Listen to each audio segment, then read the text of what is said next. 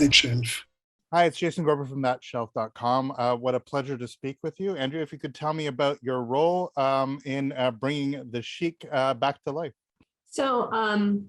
I run the archives at Paramount Pictures, and we've been preserving pretty consistently our library for about the last 10 years. We've been just sort of going through titles and making sure that they are well preserved and looked after.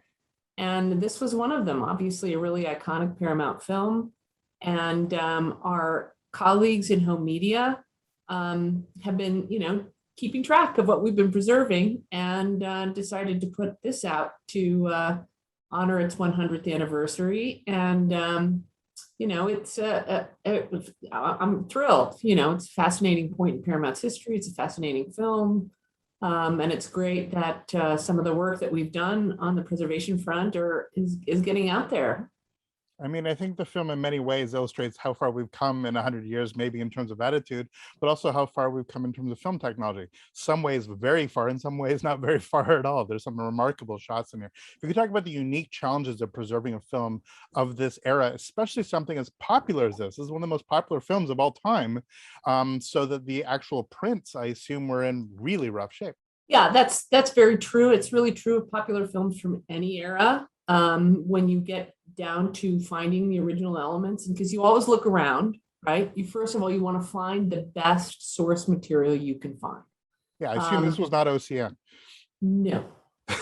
Silent films, rarely will you find original camera negatives. They just weren't considered something worth saving.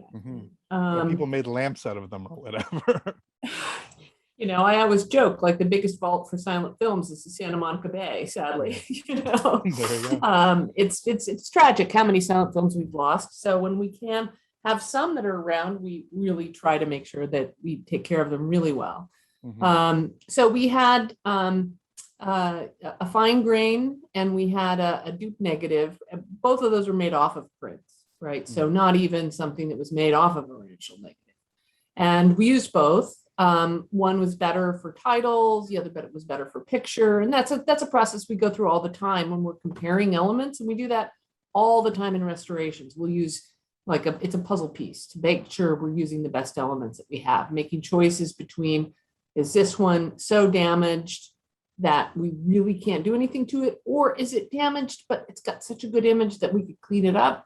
So there's all these sort of trade-offs that we make, almost frame for frame in certain restorations. So, and one of the, specific challenges of this was that these were printed from a re-release print, which was what's called, which was basically changed to make it 24 frames per second so that it could run in normal theaters.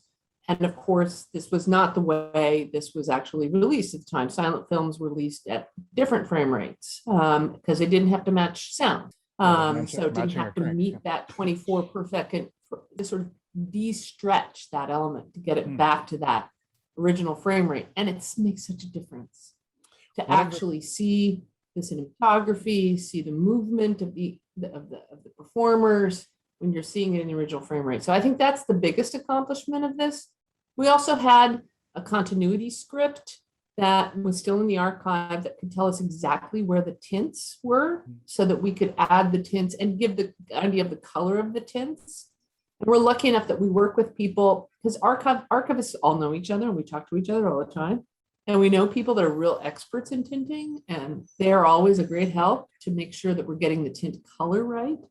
Sometimes you just have a name of a color, which doesn't necessarily tell you exactly what that color is, but there are charts and there are documents and there's other research that's been done. So getting the tint right, getting the frame rate right, and doing some basic cleanup and color correction to make it look as best as we could. I mean, it still looks like an old movie, because it is.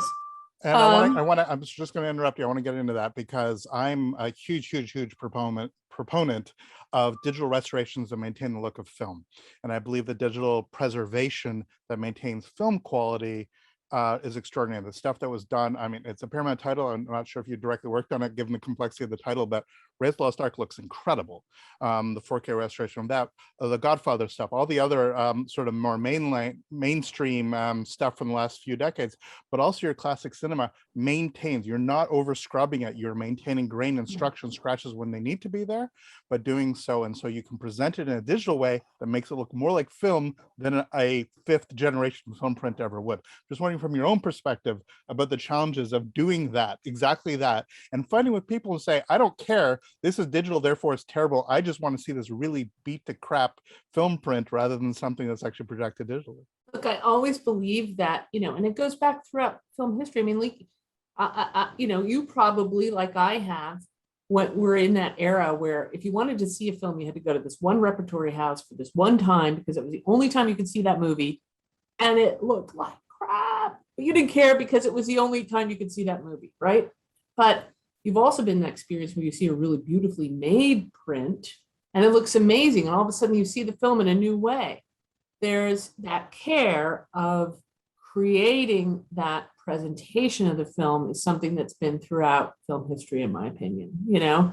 Sometimes I think people would say, I really want to see a nitrate print. I think, well, that was the time when, like in the 40s, when people were really making prints really well. It happened to be on nitrate stock, but we're making so many of them that the guys in the labs that were doing this amazing work were making beautiful prints because they were it was just an area of expertise. So we try to honor that all the time, of thinking about when a film was made, how it was made, what stocks were used, what the cinematographer thought, what the director thought, doing research to make sure that we're following those things. So I'm really appreciating that you're noticing that, because we take it really seriously. And again, you're not scrubbing away the filmness, but you're not also leaving so much stuff in that becomes distracting from the original intent. And I think that's critical. And you're among a legion, as you say. You all know each other. Robert Harris, Grover Crisps of this world, all your fellow travelers in this, of making these last forever. Can you talk about the challenge of doing that now that you have these digital assets? How challenging have you been finding it over the years that you've been working on this stuff, of maintaining that workflow, of ensuring that this stuff lasts forever? Are you doing a 3-strip Technicolor safety of the digital file in order to maintain Sheik for generations to come? Actually, we're really focused on, not only, we have sort of physical conservation, so we keep our original film elements in the best possible conditions. That's one part of it. But the other part of it is we've taken digital preservation very seriously.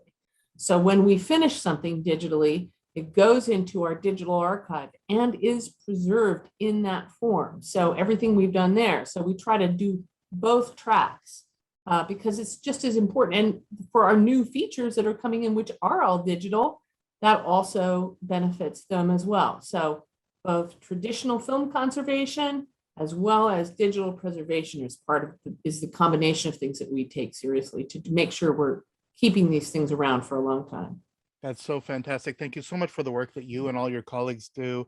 For those of us, those cinephiles out there, just love that you are maintaining this film history for generations to come. So thank you and congratulations. The restoration is pretty astonishing.